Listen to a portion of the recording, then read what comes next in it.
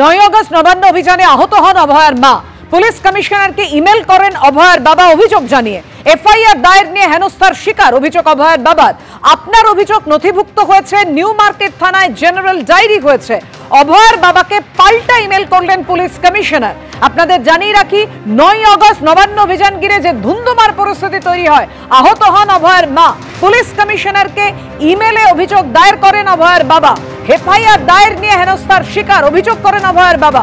আপনার অভিযোগ নথিভুক্ত হয়েছে, নিউ মার্কেট থানায় জেনারেল ডায়েরি হয়েছে। আর কি জানিয়েছেন পুলিশ কমিশনার ইমেলে জানাবেন আমাদের প্রতিনিধি সন্দীপ সরকার। সন্দীপ, দেখো, পুলিশ কমিশনার তার অফিস থেকে যে ইমেলটি অভয়ার বাবার কাছে এসেছে সেটি এসেছে আজকে বিকেল 3:53-তে এবং সেখানে উল্লেখ করা হয়েছে যে অভয়ার বাবার তিনি যে মেলটি করেছিলেন পুলিশ কমিশনারকে, সেই মেলের প্রসঙ্গ উল্লেখ করে বলা হয়েছে যে তার বাবার যে অভিযোগ, সেই অভিযোগটি নিউ মার্কেট থানাতে নথিভুক্ত হয়েছে জেনারেল ডায়েরি হিসেবে এবং জেনারেল ডায়েরি নাম্বার দেওয়া হয়েছে 1350।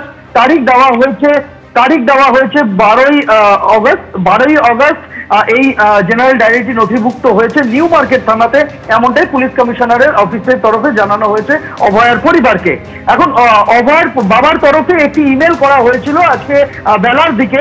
পুলিশ কমিশনারকে একটি ইমেল তিনি করেছিলেন এবং তাতে তিনি লিখেছিলেন যে অত্যন্ত দুর্ভাগ্যজনক ঘটনা, যেভাবে তাদেরকে হেনস্থার শিকার হতে হচ্ছে কলকাতা পুলিশের বিভিন্ন থানার তরফে।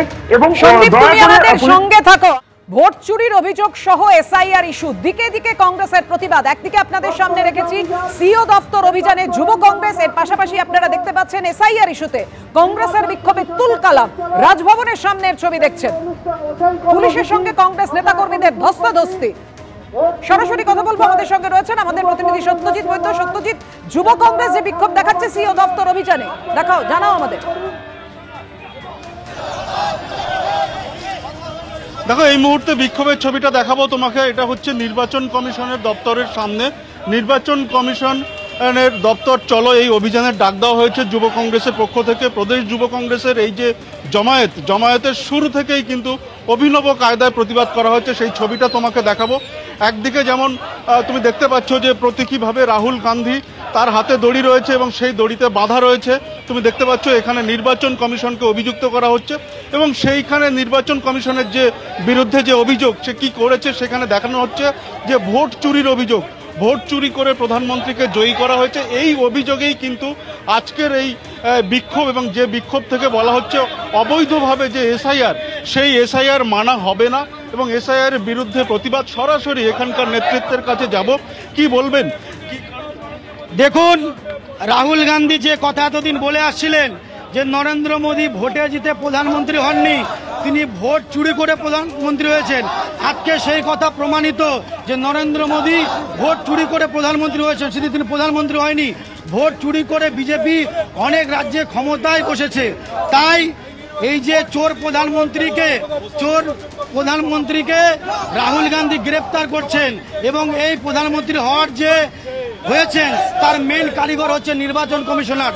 তার কোমরেও দড়ি বেঁধে রাহুল গান্ধী নিয়ে যাচ্ছেন নির্বাচন কমিশনে। আমরা চোর প্রধানমন্ত্রীর পদত্যাগ চাই আর নির্বাচন কমিশনের অপশাসন চাই, যে কার মদতে আপনি এত বড় চুরি করে নরেন্দ্র মোদীকে প্রধানমন্ত্রী করেছেন। একেবারে এই অভিযোগে কিন্তু দেখতে পাচ্ছ যে নির্বাচন কমিশনের দপ্তরের সামনে ব্যাপক সংখ্যক পুলিশ দেওয়া হয়েছে।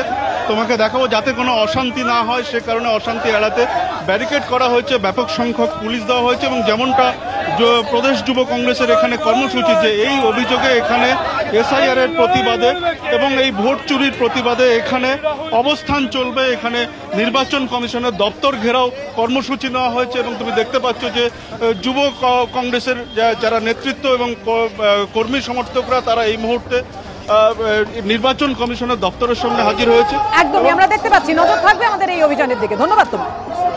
এদিকে এসআইআর ইস্যুতে কংগ্রেসের বিক্ষোভে তুলকালাম, যে ছবি কিছুক্ষণ আগেই রেখেছিলাম আপনাদের সামনে, দেখতে পাচ্ছেন আপনারা রাজভবনের সামনে কংগ্রেস বিক্ষোভ দেখায়। পুলিশের সঙ্গে কংগ্রেস নেতাকর্মীদের ধস্তাধস্তি বেঁধে যায়।